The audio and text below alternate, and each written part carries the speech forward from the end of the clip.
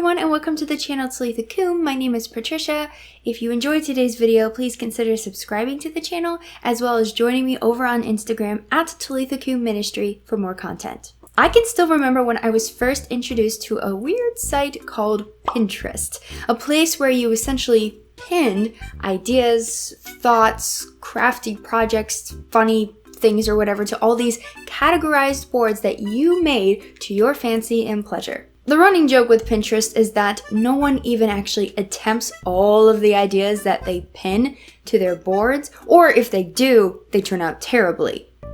This is mostly true, because as you're gonna find later in this video, Pinterest lends way to heavy fantasizing. And yes, I still have Pinterest. However, I can proudly say that quite a few of the healthy, low-carb, keto-ish recipes that I enjoy, I found on Pinterest, pinned, and then actually tried successfully. But that was in the past few years, whereas I got started on Pinterest when I was a teen, and like many young teenage girls, I got swept away. Most especially with, of course, my own personal wedding board. I was so invested and enthralled with it in my teens that I often had to take breaks, forcing myself to stay away from it. Why? Because I have a bad habit of fantasizing. 4-wing-5, anyone? No? I don't completely understand anagrams either, but for those who get the reference, yay. To add insult to injury, I tend to have a heavy predisposition to dream more than do. That said, being in the latter half of my 20s now, I've gained tons of insight, willpower, sometimes, self-reflection, and logic to tone this down quite a bit. At the very least, I recognize it way quicker than I used to, so yay for progress and growth. All this to say, I know I am not the only young woman who has done this, been utterly swept away by over-fantasizing and dreaming my ideal wedding and throwing it all on Pinterest. Or rather, finding it all on Pinterest after spending hours on it. There's a question to ponder in all of this. Is it bad? Is it wrong for young girls to have a wedding board on Pinterest? Well, let's look at it this way. Is the time you spend on Pinterest, not just a wedding board, but Pinterest in general, comparable to the time you spend scrolling through your social media feeds? Think about it. We all know what a waste of time it is to mindlessly exert ourselves on things such as Facebook, Instagram, and then the others that I don't really know like Snapchat, TikTok, and Twitter. We've all been told how we need to seriously unplug from these things and stop comparing ourselves and our lives to the filtered ones on social media. If how you treat Pinterest is similar to how you know you shouldn't treat any form of social media, then yes, it's time to reevaluate.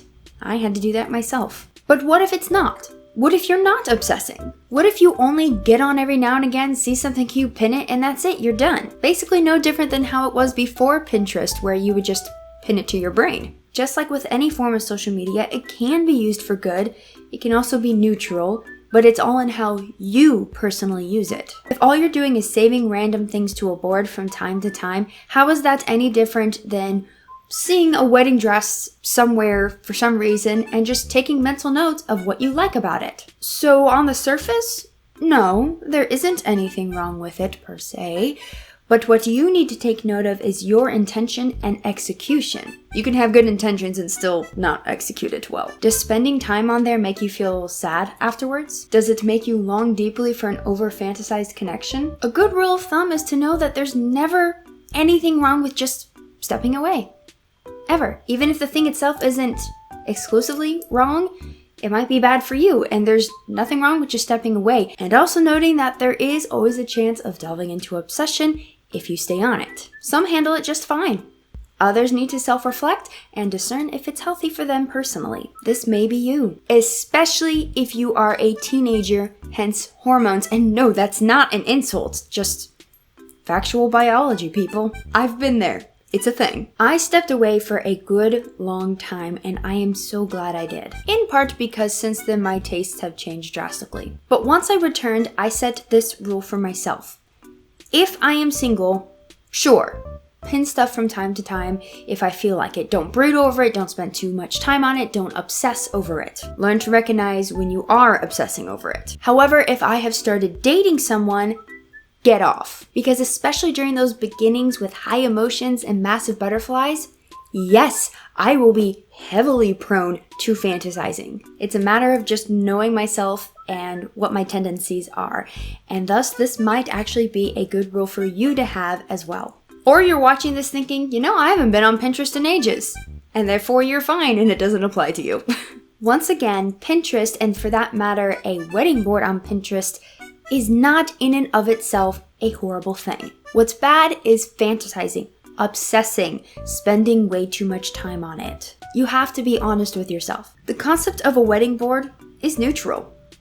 It can be used for good, but most likely will lead many young women, single or not, down the road of comparison, dissatisfaction, obsession, and unrealistic goals. My personal recommendation is for teen girls not to have a wedding board, though I would recommend that no teenagers have any amount of social media, period.